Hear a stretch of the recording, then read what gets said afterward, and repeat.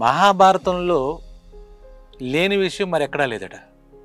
అలాగే ఈ మహాభారతంలో చెప్పబడిన కథల ద్వారా చూస్తే మనకు చాలా విషయాల్లో ఇప్పుడున్న ఈ జనరేషన్కి కానీ కొన్ని సందేహాలు వస్తూ ఉంటాయి, సహజమే. ముఖ్యంగా కురుక్షేత్ర యుద్ధం గురించి ఆలోచిస్తున్నప్పుడు, మాట్లాడుతున్నప్పుడు మనం విన్న విషయాలు, ఎందుకంటే 1,00,000 శ్లోకాల మహాభారతాన్ని, అది కూడా వ్యాస విరచిత మహాభారతాన్ని కవిత్రయం నన్నయ్య తిక్కనయ్యర్రని తెలుగులో రాశారు అంటారు. అయితే ఇప్పుడున్న మన ప్రమాణాలు చూస్తే ఎవరైనా పెద్దవాళ్ళు చెప్తే ఇలాగా కథల రూపంలో వినడం చెప్తే, మొత్తం మహాభారతాన్ని శాంతం మన చదివిన వాళ్ళు కానీ, విని అర్థం చేసుకునే వాళ్ళు కానీ, అందులో భావాన్ని అనుభవించుకునే వాళ్ళు కానీ చాలా అరుదుగా ఉంటారని చెప్పాలి.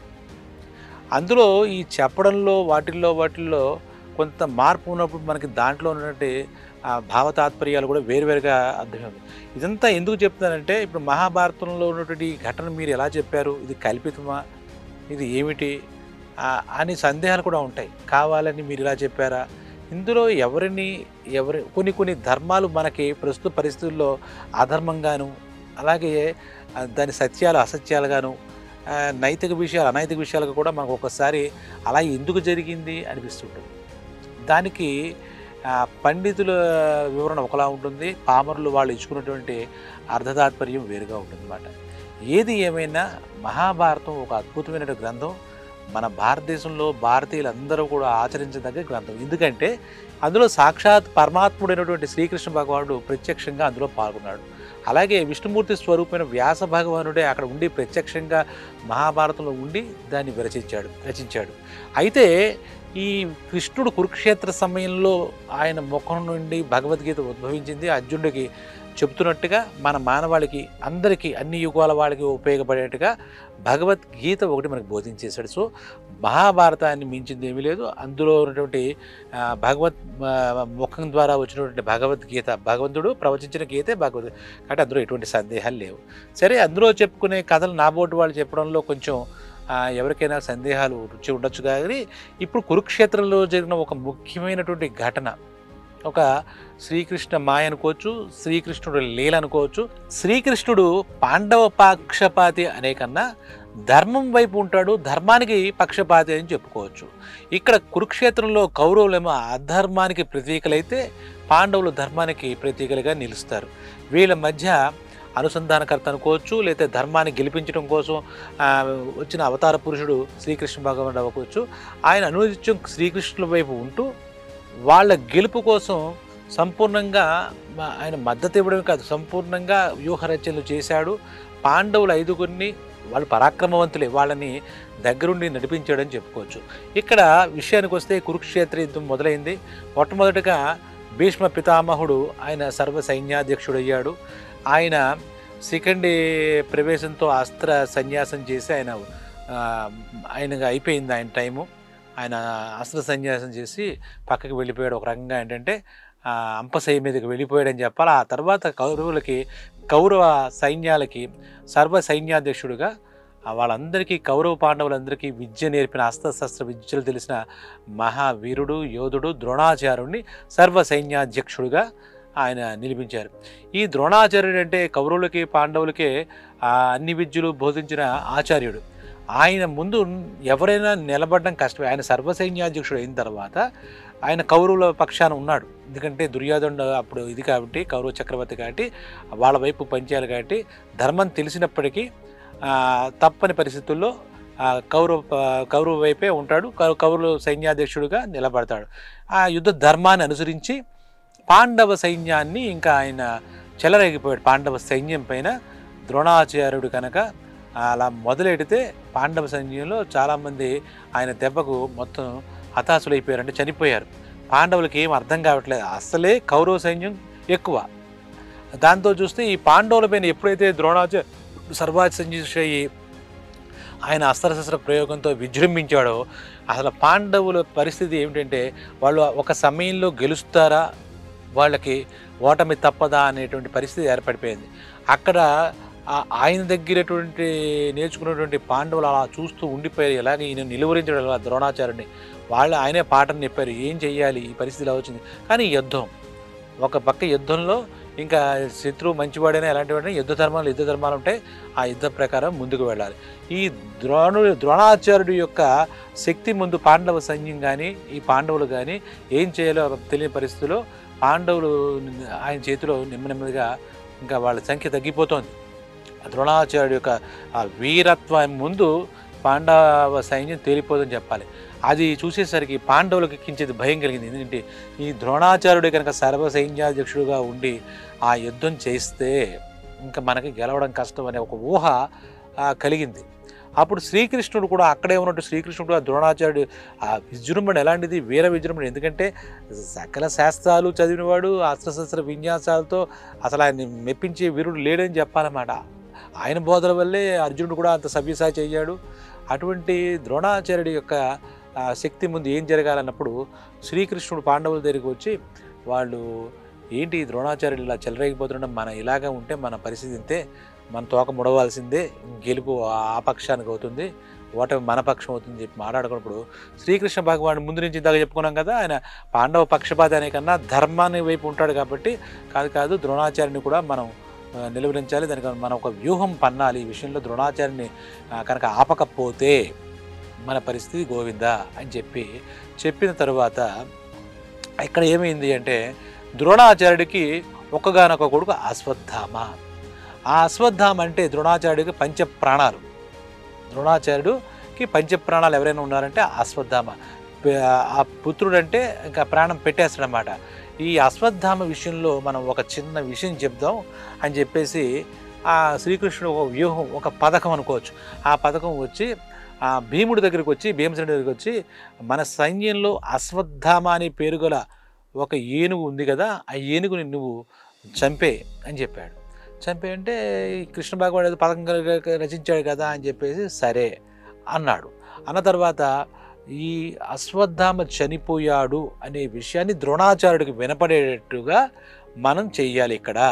అప్పుడు ఆ మాటతో ద్రోణాచార్యుడు ఇంకా ఎటు పాల్పోక పుత్రశోకంతో స్తంభించిపోతాడు. వెంటనే అతను ఎప్పుడైతే అస్త్ర సన్యాసం చేశాడో, అస్త్ర సన్యాసం చేశాడంటే ద్రోణాచార్యుడు యుద్ధం విరమించినట్టే. అశ్వత్థామ చనిపోయాడనే వార్త ఆయన చెవిని పడితే వెంటనే యుద్ధం ఆపేస్తాడు, ఇంకా ఆలోచించడు అని చెప్పేసి ఒక ఆయన యొక్క బలహీనత, ద్రోణాచార్యుడికి బలహీనత ఎవరు? ఆయన కొడుకే. ఎవరు? అశ్వత్థామ చనిపోయాడు అని చెప్పే విషయాన్ని మనం ఆయన చెవిని పడేటట్టుగా చేయాలంటే ఈ మాట ఎవరంటే బాగుంటుంది, ఎవరు ఆయన చెవిని పడేస్తే బాగుంటుంది అనే మాట వచ్చింది.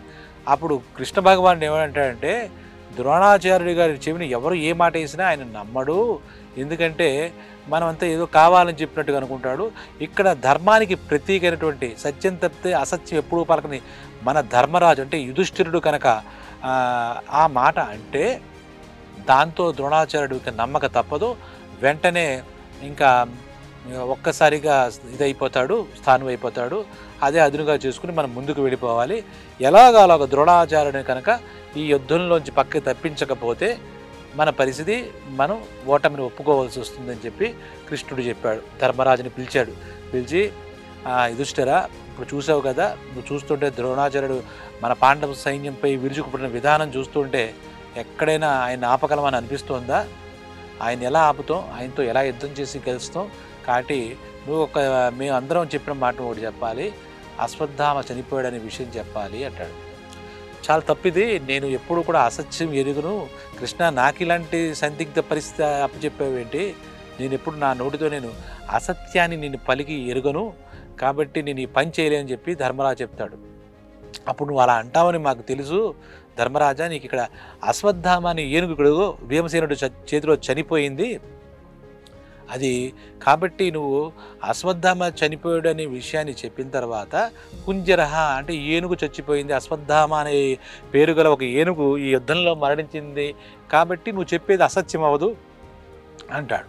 అంటే అసత్యం అవ్వకపోయినా అర్ధసత్యం అంటే సగం సత్యం అవుతుంది కదా. అంటే ఇందులో ఎటువంటిది లేదు, అక్కడ ఆ భీమసేనుడి చేతిలో ఆ ఏనుగు చనిపోయింది కాబట్టి అది నువ్వు చెప్పేది అసత్యమైతే అవ్వదు ధర్మరాజా, నువ్వు నీ ఉద్దేశంలో అర్ధసత్యమైనా పర్వాలేదు. అంటే ద్రోణాచార్యుడు నాకు పాఠాలు నేర్పాడు, ఆయన్ని మీద ఇటువంటి మనకు ఈ తంత్రంలా లేదు కుతంత్రంలా ఉంది అని చెప్తాడు అక్కడ పాండవులు, మిగిలిన పాండవులు, అలాగే కృష్ణ భగవానుడు ధర్మరాజు చెప్పి నువ్వు చెప్పేదేమీ అసత్యం అవ్వదు, అధర్మం కూడా అవ్వదు మనం చేసే పని. ఇక్కడ యుద్ధంలో గెలవాలంటే సత్యాసత్యాలు, ధర్మ అధర్మాలు, నైతిక అనైతికలు మనం సంక్లిష్టంగానే ఉంటాయి, మనం చూసే దృష్టిలో ఉంటాయి. ఆయన్ని గెలవాలంటే కనుక మనం ఏమీ చేయలేము, ఇంతకన్నా మాకు మార్గం తోచట్లేదని చెప్పి సాక్షాత్తు శ్రీకృష్ణ భగవానుడు ధర్మరాజుకు చెప్పాడు, నచ్చ చెప్పాడు ఒక రకంగా చెప్పాలంటే. వెంటనే నిజంగా కూడా గెలవాలి కదా. ఇప్పుడు యుద్ధంలో రెండు పక్షాలు ఉన్నప్పుడు ఒక పక్షం గెలవాలి అంటే దాంట్లో ఎవరి బలాబలాలు వాళ్ళు ఉపయోగిస్తారు, ఎవరి శక్తియుక్తులు వాళ్ళు ఉపయోగిస్తారు. ఇది యుక్తే తప్పితే ఇందులో మోసం ఏం లేదు అని కూడా బాగా ధర్మరాజుతో కన్విన్స్ చేస్తారు వీళ్ళంతా కలిసి, మిగిలిన నలుగురు సోదరులు పాండవులు, అలాగే కృష్ణ భగవానుడు. శ్రీకృష్ణ భగవానుడు, శ్రీకృష్ణ పరమాత్ముడు సాక్షాత్ చెప్తే ధర్మరాజుకు లోపల ఇష్టం ఉన్నా ఇష్టం లేకపోయినా ఆయన వెంటనే సరే ఇలాగైతే ఇలాగా అని చెప్పి మనసు చంపుకుని ఒక రకంగా అశ్వత్థామ అతః అని కొంచెం గట్టి స్వరంతో చెప్తాడు. చెప్పిన తర్వాత తనలో తాను కొనుక్కున్నట్టుగా కుంజరహ, చూడండి ఎలా ఉందో ఈ వ్యూహం, శ్రీకృష్ణ పరమాత్ముడి వ్యూహం. అశ్వత్థామ అతః అనేసరికి ఈ అశ్వత్థామ అతః అని ధర్మరాజు పలికిన ఈ వచనం మాత్రమే ఇక్కడ ద్రోణాచార్యుడు చెవిలో పడింది. కుంజరహ అనే మాట చిన్నగా పలకడంతో, చిన్న స్వరంతో అది ఆయన చెవిలో పడలే. ఎప్పుడైతే అశ్వత్థామ అతః అని ధర్మరాజు నోట వచ్చిందో, ఆ మాట వచ్చిందో వెంటనే ఆయన స్థానం అయిపోయాడు. ఒక్కసారిగా ఆయన శక్తులన్నీ పోయినట్టయ్యే. ఎందుకంటే ఆ అశ్వత్థామ తన ప్రాణానికి ప్రాణం, అటువంటి కొడుకు చచ్చిపోయాడా అనేది ఒక మాట వినపడింది. అది కూడా, ఆ మాట కూడా ఎవరి నోట వచ్చింది? సాక్షాత్ ధర్మం తప్ప అధర్మం తెలియనివాడు, సత్యం తప్పితే అసత్యం పలకనివాడు అయినటువంటి మన ధర్మరాజు నోటి నుంచి వచ్చింది. ఇంకా ఆయనకి ఏమీ లేదు, ఇంకా ఆయనకి ఇంకా శక్తులు ఉడిగిపోయాను అన్నమాట.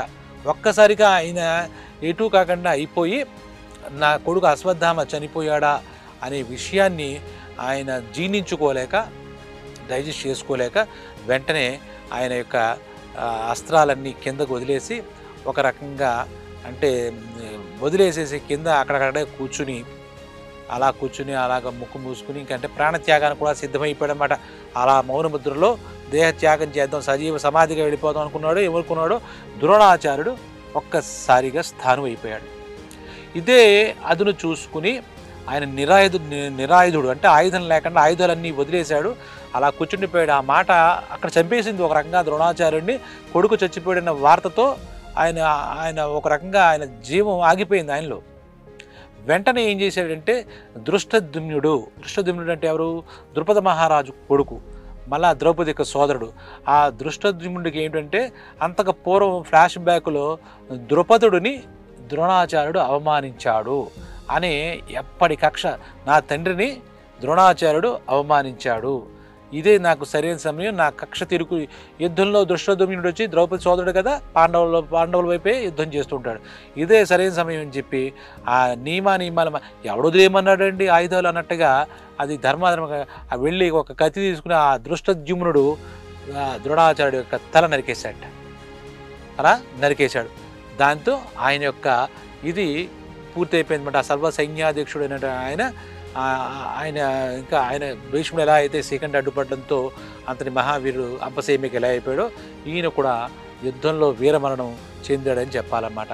ఈ దృష్టద్యుమ్నుడు అవకాశం తీసుకుని ఇంకా విచక్షణ కూడా ఉందా, లేకపోతే ఆయన నిరాయుధుడు కదా, ఆయనకి మళ్ళీ ఆయుధం ఇచ్చి ఆయన మీద యుద్ధం చేయాలి ఇటువంటి, ఎందుకంటే ఆయన అంతటే ఆయనే ఫిక్స్ అయిపోయాడు అనమాట.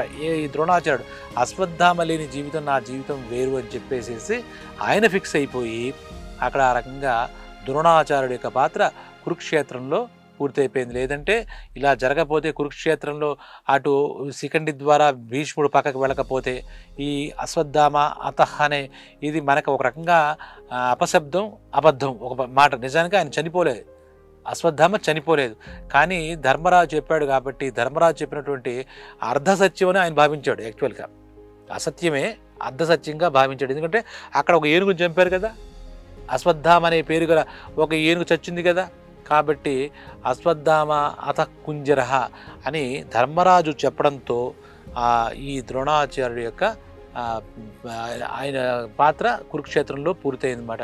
ఇటువంటి యోధులంతా నిజంగా ఈ కృష్ణ యొక్క లీలలతో పక్కగా జరగపోతే ఖచ్చితంగా కురుక్షేత్రం పరిస్థితిలో కౌరవులు గెలవడానికి అవకాశాలు ఎక్కువగా ఉండేవన్నమాట. ఇది ఎందుకంటే పరమాత్మ ఏంటంటే అధర్మంపై ధర్మం పోరాటం కాబట్టి ఈ ఆయన తీసుకున్నటువంటి నిర్ణయాలు, ఆయన తీసుకున్నటువంటి వ్యూహాలు, దాంట్లో కూడా మతలబులు అన్నీ పెట్టారన్నమాట. ఇదంతా మనకి ఎందుకు చెప్తుందంటే ఇటీవల కాలంలో మనం చూస్తున్నాం యుద్ధాలు అవన్నీ ఏం జరుగుతోంది అని చెప్పేసి. మహాభారతం చెప్పినటువంటి కురుక్షేత్రం అది మొత్తం కనుక ఆ ఘట్టం అంతా కనుక చదివితే చాలా వింతలు విచిత్ర చూసేవాళ్ళకంటే మరి తప్పు కదా ద్రోణాచార్యుడికి, మరి ఇది నిజంగా ఒక రకంగా అబద్ధం చెప్పినట్టే కదా, అబద్ధం చెప్పినట్టు కదా, అదైతే ఎవరైతే నమ్ముతారో అతని చేత చెప్పించడం ఇంకా నేరం కదా. అవును, మరి ధర్మరాజు చెప్పకపోతే భీముడు చెప్పినా అర్జునుడు చెప్పినా ద్రోణాచార్యుడు నమ్మి ఉండేవాడు కదా. ఎందుకంటే వాళ్ళ జీవితాల్లో అంత ధర్మవచనాలు చెప్పలేదు, అసత్యాలు చెప్పకుండా వాళ్ళు లేరు, సత్యాలు అంత నిత్యం సత్యం పలికిన వాళ్ళు కాదు ఈ వీరులంతా. కాబట్టి ధర్మరాజు చెప్పిన మాటకి అంత పవర్ ఉంది. ధర్మరాజు కూడా ఎలాగా సరిపెట్టారు, నువ్వు అబద్ధం చెప్తున్నట్టు కాదు, అశ్వత్థామ అత కుంజరహ అంటే ఒక ఏనుగు చచ్చిపోయింది యుద్ధంలో అని చెప్పి ఆయన చేత చెప్పించారు. ఆయన పాపం అలా చెప్పాడు. కాబట్టి ఎందుకంటే యుద్ధంలో చాలా సంక్లిష్టత ఉంటుంది. ఇది కరెక్టా, ఇది మనకు కూడా అనిపిస్తుంది. మానవీయ కోణంలో చూస్తే మనిషిని చంపడం మీద నేరం. మనిషిని చంపడం ఏంటి? జీవం పోయలేని వాడు ప్రాణం తీసే అధికారాలు ఉంటుంది. ప్రాణం పోయలేని సామాన్య మనిషి ఇంకో మనిషి ప్రాణం తీయడానికి ఎలా అర్హత ఉంటుంది? కానీ యుద్ధం అలా కాదు. ఒక కారణం వల్ల ఒక యుద్ధం ఏర్పడినప్పుడు ఎదురు వ్యక్తి ప్రాణాలే తీసుకుంటాడు. ఆ ఎదురు వ్యక్తి ప్రాణాలు తీసిన తర్వాతే వీడికి ఆ రాజ్యం సొంతం అవుతుంది. కౌరవులందరూ ఇదేనా అంటే యుద్ధంలో యుద్ధ నియమే ఉంటుంది, యుద్ధంలో యుద్ధ ధర్మమే ఉంటుంది. కాబట్టి కురుక్షేత్ర సమయంలో ఈ ద్రోణాచార్యుడు అనే ఒక మహావీరుడు, మహా పండితుడు, ఆచార్యుడు, సర్వశాస్త్రాలు తెలిసినటువంటి వ్యక్తి ఈ రకంగా ఆయన చేయడం జరిగిందనమాట. అంటే దీని వెనకాల కొంతమంది విశ్లేషకులు ఇప్పుడు ఇటీవల కాలంలో చూస్తే మహాభారతం అంతా అవపోసన పట్టేసినట్టుగా కొంతమంది వచ్చి మీరు ఇలా చెప్పారేమిటి, అలా చెప్పారండి.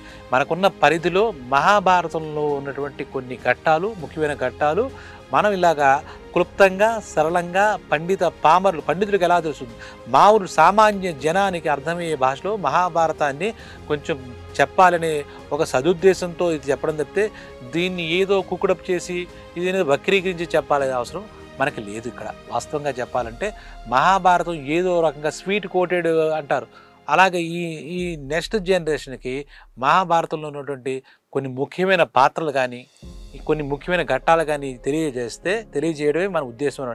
మన సంపద, మన వారసత్వ సంపద ఏదైనా ఉందంటే సాహిత్య సంపద అక్కడ మనకి ఆ యుగం నుంచి ఈ యుగం దాకా కూడా వచ్చింది. వ్యాస భారతం ఈ రకంగా వచ్చింది. కాబట్టి మహాభారతంలో ఎన్నో సూక్ష్మాలు, ఎన్నో మర్మాలు, ఎన్నో ధర్మాలు అన్నీ ఉన్నాయి. వాటిని మనకు తెలిసిన ధోరణిలో మనం మాట్లాడుకుంటున్నాం తప్పితే ఎవరినో పక్కదారి పట్టించడం కోసం కాదు. మనకి ఇక్కడ జరిగింది ఏమిటి, దీంట్లో ఏమిటి అనేది మాట్లాడుకుంటున్నాం తప్పితే 1,00,000 శ్లోకాలు మీరు చదివారా, 1,00,000 శ్లోకాల అర్థం మీకు తెలుసా, మన జీవితం చాలా చిన్నది అనమాట. కాబట్టి ఎందుకంటే కవిత్రులను నన్నయ్యే మొత్తం రాయలేపాడు. మొత్తం మహాభారతాన్ని 3 మహాకవులు 3 ప్రాంతాల వాళ్ళు 3 సమయాల్లో ఉన్నవాళ్ళు కలిసి రాస్తేనే అవ్వలేదు. ఆ వ్యాసుడు ఒక్కడు రాసినటువంటి మహాభారతం. వ్యాసుడు కూడా సాక్షాత్ విష్ణుమూర్తి స్వరూపం. అది రాయడానికి కూడా సాక్షాత్ మహాగణపతి వచ్చి కూర్చుని రాశాడు కాబట్టి ఆ మహాభారతం ఆ విధంగా పూర్తయింది అన్నమాట. ఇప్పుడు మహాభారతంలో ద్రోణాచార్యుడు ఆయన యొక్క చనిపోవడం అనే ఈ ఘట్టం మనకి ఇప్పుడు మనం చెప్పుకోవడం జరిగిందనమాట.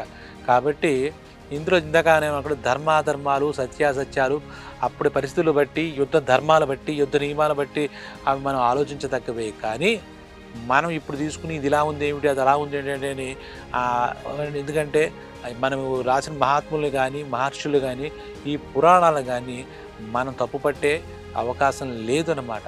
ఎందుకంటే మనకి సంపూర్ణంగా తెలుసుకోదగ్గ పరిజ్ఞానం మన దగ్గర లేదు.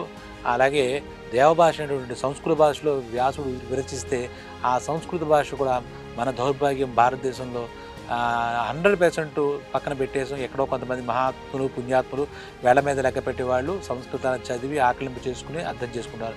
తద్వారా మనందరం కూడా మన పురాణ గ్రంథాలైనటువంటి మహాభారత, రామాయణ, భాగవతాలు మనం ఖచ్చితంగా చదువుకోవాలి. అలాగే మహాభారతం నుంచి ఉద్భవించినటువంటి భగవద్గీత కూడా మన పవిత్ర గ్రంథం కాబట్టి మనందరం కూడా చదువుకోవాలి. ఇందులో సూక్ష్మాలు కొంతవరకు అర్థం చేసుకోవడానికి మనకు అవకాశం ఉంటుందని తెలియజేస్తున్నాను. ఇక్కడ దీంట్లో ఎవరికి వాళ్ళు తెలిసి ఉంటే సంతోషం, వాళ్ళు చూడండి, అన్వయించుకోండి. తప్పితే ఏదో ఇందులో నేను చెప్పిన దాంట్లో నా భావాన్ని అర్థం చేసుకోవడానికి ప్రయత్నం చేస్తే రంధ్రాన్వేషణ చేసి తప్ప మీరు ఇదా అదా అని పరుషవాక్యాలతో ఆ మెసేజ్లు పెట్టవలసిన అవసరం లేదని నా అభిప్రాయం. అది నా విజ్ఞప్తిగా అందరూ భావించండి. విజ్ఞులందరికీ తెలుసు కాబట్టి దాని ద్వారా తప్పుడు మార్గాన్ని పెట్టాలనే ఉద్దేశం ఏ మాత్రం కించిత్తు కూడా నాకు లేదని తెలియజేస్తూ సెలవు.